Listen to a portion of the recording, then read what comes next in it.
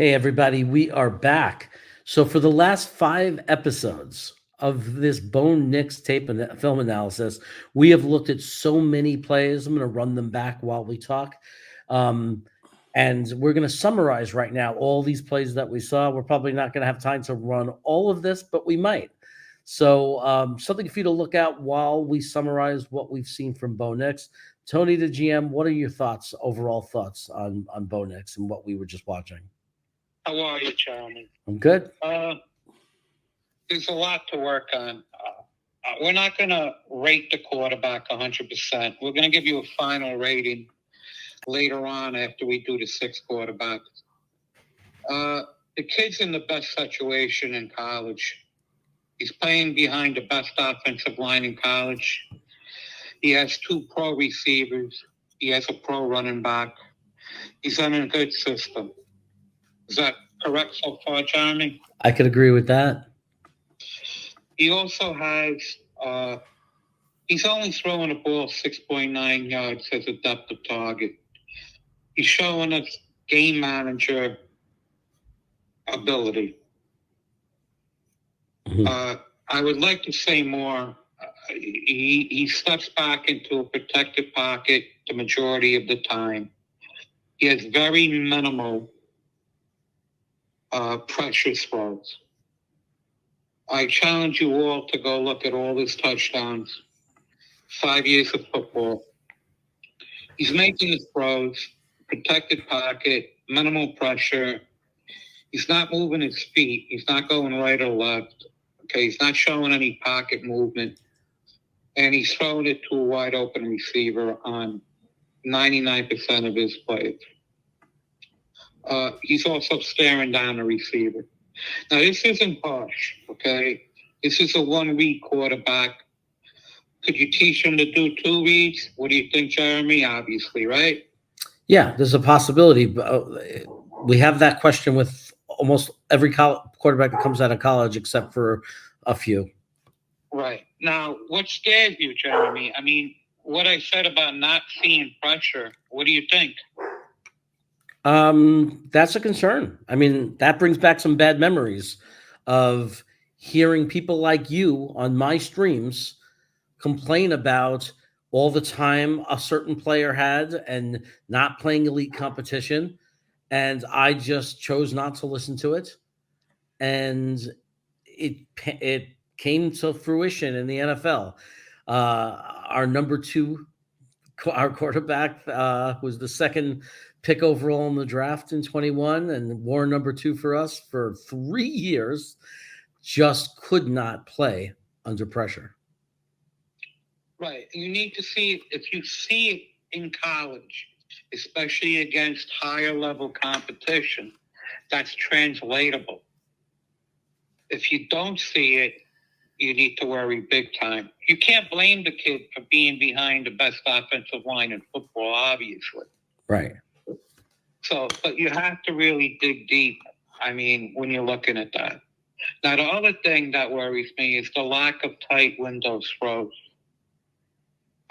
You don't see anything. You don't see a big arm throw 30-plus yards down the field, up the sideline. That's definitely out. So you could say with that, he doesn't have top-level arm strength. Do you agree with that one? I'll definitely agree with that. Okay.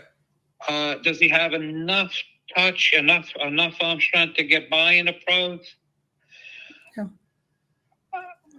What do you think? I mean, I think he would struggle in the Northeast. You've pointed that out. And wins, he's certainly not going to be the type of quarterback that, he's probably going to be the least prepared quarterback on the field in situations like that.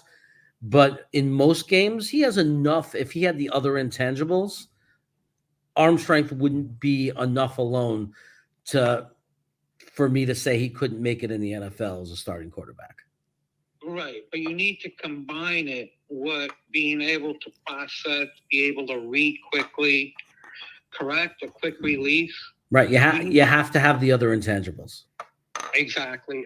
Pennington comes to mind, correct? Sure. Right? Sure. Perfect example. Yeah. I mean, Pennington didn't have a weak arm. He just was injured, and then he had to he had to cover for his arm strength after his injury, but his processing skills were elite, Yes. right? He could see the entire field. He could anticipate, time it well, lead the receivers into open space. I mean, he was just fantastic at all of that. Okay, now what did we talk about throwing a receiver open? How much did you see on his tape? We saw at least one beautiful example of it, and then there's no evidence that he could do that on a regular basis because in all the film we looked at, there's just he in a lot of situations he actually did the opposite and forced tighter coverage on the receiver for having to wait for the ball to get there or for being misplaced. Okay, now what about anticipation throws? Again, he has a couple of good examples of it, but in all the film we watched, that's just not the kind of play he typically makes. Do you see the throw under pressure, standing and taking a hit, a real hit? You see him getting them up from the floor at all? I saw it once. In all the footage we watched, I saw it once. Okay. Is that a dangerous sign? That for me, it's a huge red flag. It's not 100. Look, he is all day. Yeah, that's me calling out the fact that he was wide open on that play. Does it make me say it's impossible? Does it make me say that I know for a fact that he can't? No, because he was rarely under pressure. But the reality is the few times he was under pressure, most of the time it got really ugly. So it's a huge red flag for me. I just don't have the evidence that he could play under pressure. And that's so critical in the NFL because in the NFL, we all know there's going to be multiple plays, a high volume of plays throughout the game where there's going to be pressure and players in your face. Okay, the tight window throws. Since he's not playing high-level competition, do you see an issue with tight window throws going forward in the NFL against top defenses? Absolutely, because he doesn't have different versions of his throw. I mean, even his touchdown in the end zone to the corner was chest level. And I just don't see that working in the NFL. We see tons of that. I see lots of balls where he's throwing right at the receiver and they're wide open, so he's getting away with it. But in the NFL, they're going to be a half a step behind him. And if you throw it right at a running receiver, it's going to be knocked down or it's going to be an interception almost every time. Now, what about the lack of off-platform throws? Isn't everything seem to be that he's dropping back into the pocket, he's looking at the receiver, and he's just stepping into his throw? Is that what I'm seeing 99% of the time? I see occasional rolling out away from pressure going right. We see very few schemed rollouts left. We only saw that one, correct? Correct. If you look deep, I believe he had that one broken play where he ran around for a while and then threw a touchdown. It was a nice, he was definitely getting away from the pressure, but it happened once, okay, in 5 years. Everything we just said, do you see that as an issue? Yeah, I mean, I would be terrified for him when he's in the, as an NFL quarterback with the level of pass rushers and the fact that he doesn't scare you on his ability to roll to the left, which means you could just send your left edge all day at this guy because you're not worried about sealing that edge because he's not threatening that side of the field.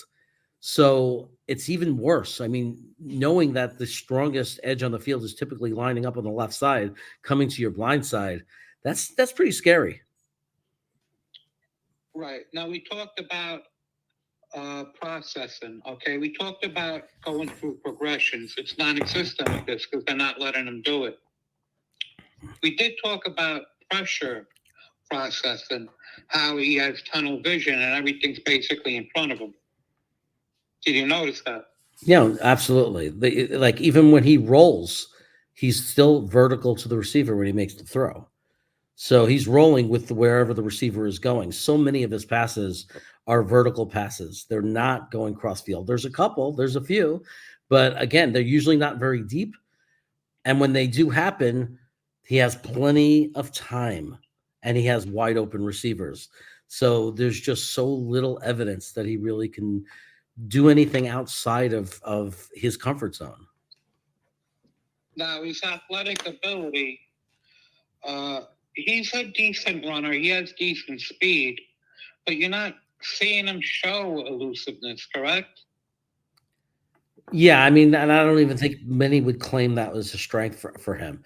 I mean, if you're drafting this guy, you know you're getting a pocket passer. You know you're not going to get an elusive type of player that's going to buy extra time in the pocket or get you yards on his feet very often. Okay. Now going to, as we said, what other quarterbacks are we doing in the future? Well, we're going to be doing the top guys. So Michael Penix is actually next. You know, he was knocked down the charts a little bit and out of some people's minds because of the injury history. But I'm not looking at his injury history, and nor are you. We're going to look and see if this kid can play football. Exactly. And then we're going to follow it up with Williams. We're going to do Daniels, McCarthy, May. Absolutely. Correct? Okay, the ones that they think. So Yeah. what do you think, Jeremy? I think it's going to be a lot of fun. I'm looking forward to it. I hope people really enjoyed this series. And I think I hope they join us for the future ones. We're going to do Michael Penix next.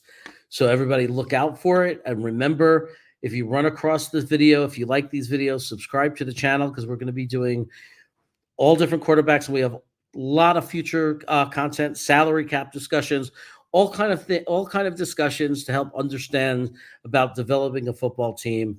And rather than just talk about the actual football team. So definitely join us, and we look forward to providing you this content. How about you, Tony? And we want you to bring us information.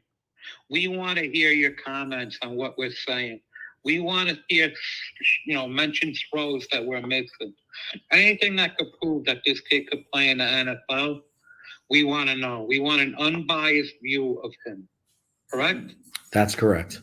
All right, everybody. Thank you so much for joining us. Tony, thank you for all your hard work. You're very welcome.